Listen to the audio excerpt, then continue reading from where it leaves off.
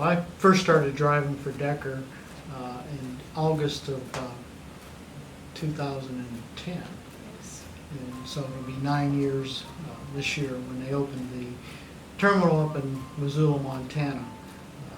First heard about them from a billboard that they had on the highway sign coming into Missoula.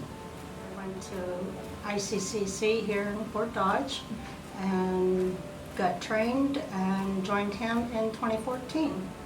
It was an honor to drive for Decker. The people are very friendly here, from the office staff to the mechanics, everybody. They treat the drivers as if that's their main goal, is to keep the drivers happy.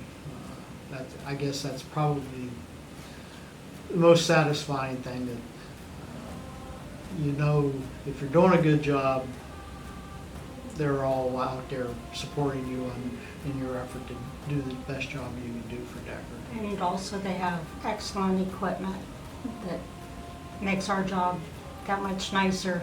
Over the years, we've been treated with the utmost respect. They've done everything that they said they would do. Us in return have tried to do everything that we should do for a company, any company, especially this one. Don Decker runs the company the way it should be. It runs smoothly. He gets things done the way it should be.